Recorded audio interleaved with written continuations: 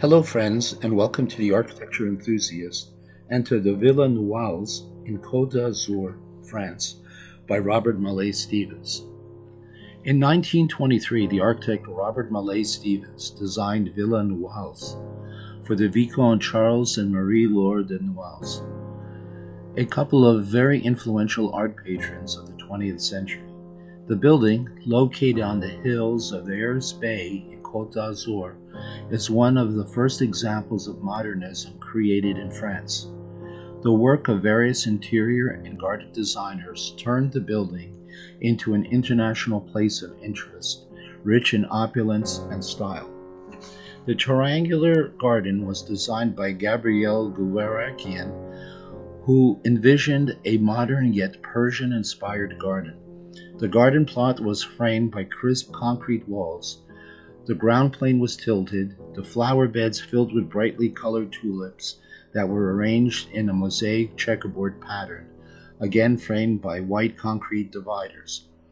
Two orange trees that were planted symmetrically just in front of its entrance and along with the sunken pool of water marked the central axis. The garden featured a bronze sculpture by Jacques Lipchitz called Noailles de Vie, a dancing figure with a large guitar which rotated every 4 minutes on its mechanized bay. The Villa Noalles, built between 1924 and 1932, is one of the first revealing examples of the new techniques developed by modern architects in the interwar period in France. The project was entrusted to the architect Robert Mallet-Stevens, from whom this was to be the first complete commission. He initially proposed a plan for a vast building on 2 floors, overlooked by a belvedere.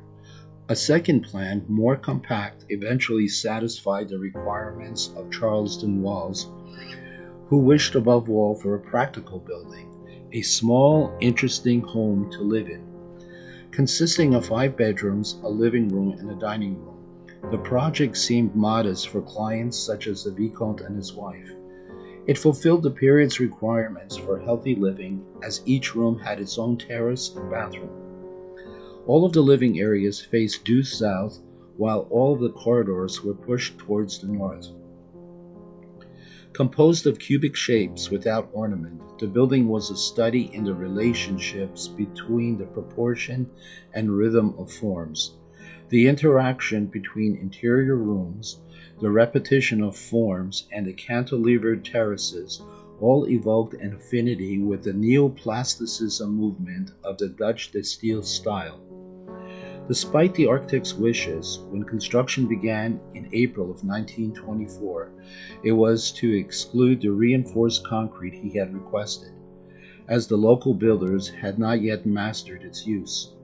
During construction work, the Vicomte decided to abandon the plan for a belvedere, much to the architect's dismay, and instead asked him to design a wall pierced with great picture windows to enclose the courtyard facing the villa.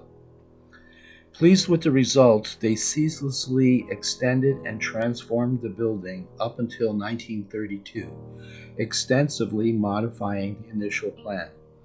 Thus, an addition consisting of 4 bedrooms was added in 1925, followed by a second addition in 1926, attached to the first by means of a covered staircase.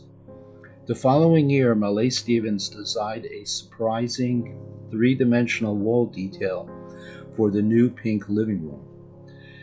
During the same period, the construction of a sizable pool room was undertaken, this time partially constructed out of reinforced concrete, comprising of a large pool and a ceiling made of glass bricks, forming a stunning geometrical composition.